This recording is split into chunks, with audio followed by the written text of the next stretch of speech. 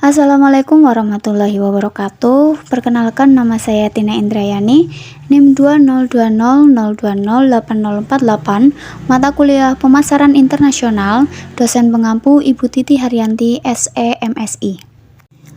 Di sini saya akan mempresentasikan mengenai lingkungan politik dan hukum. Subbab pokok bahasan yang pertama adalah perjanjian internasional, yang kedua hukum internasional, dan yang ketiga adalah berbagai isu tentang lintas negara. Yang pertama adalah perjanjian internasional. Perjanjian internasional adalah suatu persetujuan antara subjek-subjek hukum internasional yang menimbulkan kewajiban-kewajiban yang mengikat dalam hukum internasional. Pengertian perjanjian internasional menurut para ahli. Yang pertama adalah Mokhtar Kusumaatmadja. Perjanjian internasional adalah perjanjian yang diadakan antar negara yang bertujuan menciptakan akibat-akibat hukum tertentu. Yang kedua adalah George Schwarzenberger. Perjanjian internasional adalah suatu persetujuan antara subjek-subjek hukum internasional yang menimbulkan kewajiban-kewajiban yang mengikat dalam hukum internasional. Yang ketiga adalah Michael Valley. Perjanjian internasional adalah sebuah perjanjian yang melibatkan dua atau lebih negara atau subjek internasional dan diatur oleh hukum internasional. Klasifikasi perjanjian internasional. Yang pertama, menurut subjeknya, perjanjian internasional dibagi menjadi perjanjian antar negara dan subjek hukum internasional, dan perjanjian antar subjek hukum internasional. Yang kedua, menurut jumlah pesertanya. Perjanjian internasional dibagi menjadi perjanjian bilateral, yaitu dua pihak, dan perjanjian multilateral, lebih dari dua pihak. Yang ketiga adalah menurut proses pembentukannya. Perjanjian internasional dibagi menjadi 3 tahap, yaitu perundingan, penandatanganan, dan ratifikasi. Yang kedua adalah melalui 2 tahap, yaitu perundingan dan penandatanganan. Yang keempat adalah menurut isinya. Perjanjian internasional dibagi menjadi segi politis, segi hukum, segi ekonomi, segi batas wilayah, dan segi kesehatan. Selanjutnya, menurut strukturnya, perjanjian internasional dibagi menjadi law-making treaties atau aturan hukum yang berlaku di seluruh dunia, dan treaty contract atau aturan hukum yang berlaku bagi pihak-pihak dalam perjanjian saja. Dan yang terakhir adalah menurut sifat pelaksanaannya. Perjanjian internasional dibagi menjadi dispositive treaties, yaitu perjanjian setelah tujuan tercapai, dan executory treaties atau perjanjian yang dilaksanakan terus-menerus. Selanjutnya, tahapan perjanjian internasional. Yang pertama adalah perundingan atau negotiation. Perundingan adalah perjanjian tahap pertama dalam proses pembuatan perjanjian internasional. Sebelum diadakan perjanjian, kedua belah pihak terlebih dahulu mengadakan penjajakan atau pembicaraan pendahuluan. Yang kedua adalah penandatanganan atau signature. Tahap kedua pembuatan perjanjian internasional adalah penandatanganan. Tahap ini dilakukan oleh para menteri luar negeri atau kepala pemerintahan. Dalam perjanjian multilateral, penandatanganan bisa dilakukan oleh peserta perjanjian internasional yang apabila disetujui oleh 2/3 peserta yang hadir, kecuali ada ketentuan lain dalam perundingan tersebut. Dan tahapan yang terakhir adalah tahapan pengesahan atau ratification. Tahap yang ketiga dalam pembuatan perjanjian internasional ialah pengesahan ratifikasi.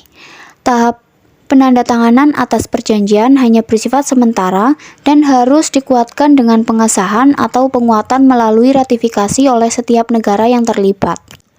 Selanjutnya, sub pokok bahasan kedua adalah hukum internasional. Hukum internasional dapat diartikan sebagai hukum yang mengatur aktivitas entitas dalam lingkup internasional. Pengertian hukum internasional menurut para ahli. Yang pertama adalah Kenny Hyde.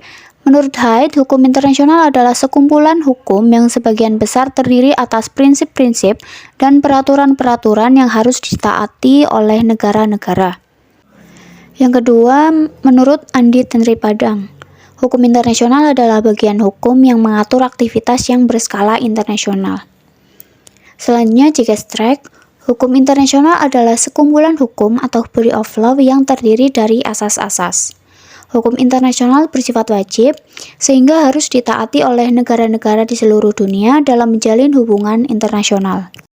Selanjutnya adalah bentuk hukum internasional. Yang pertama, hukum internasional regional. Hukum internasional regional adalah hukum yang berlaku secara terbatas di daerah lingkungan atau wilayah tertentu.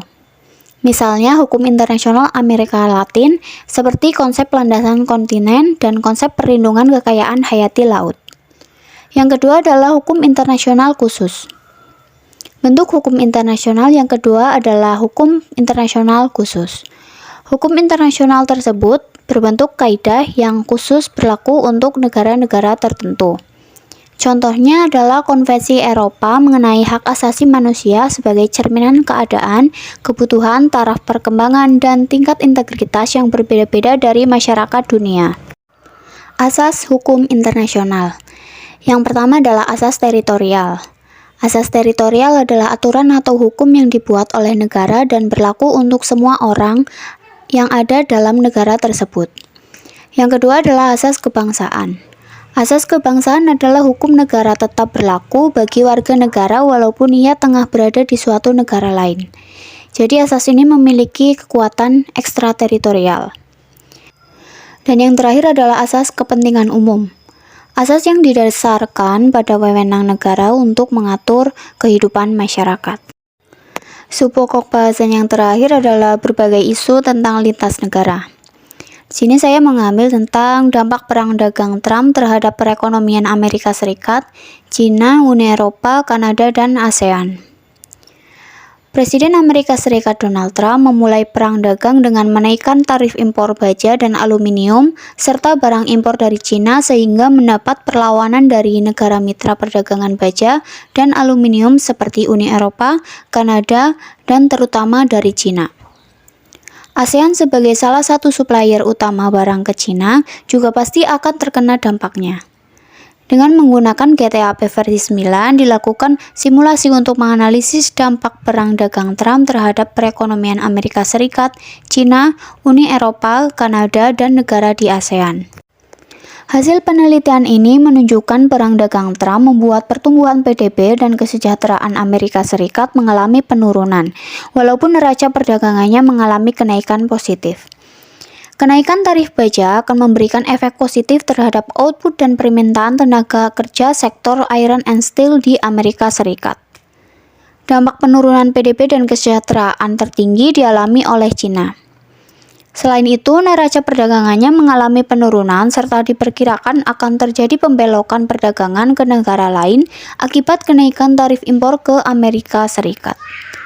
Bagi Uni Eropa diperkirakan akan mengalami kenaikan PDB dan kesejahteraan, serta neraca perdagangan akan mengalami penurunan.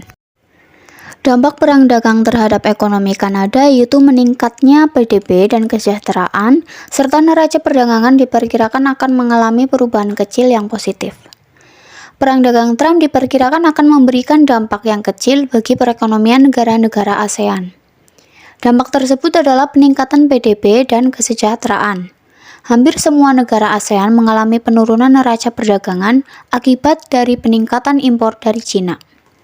Kemudian dilihat dari dampaknya per sektor hanya memiliki dampak yang kecil.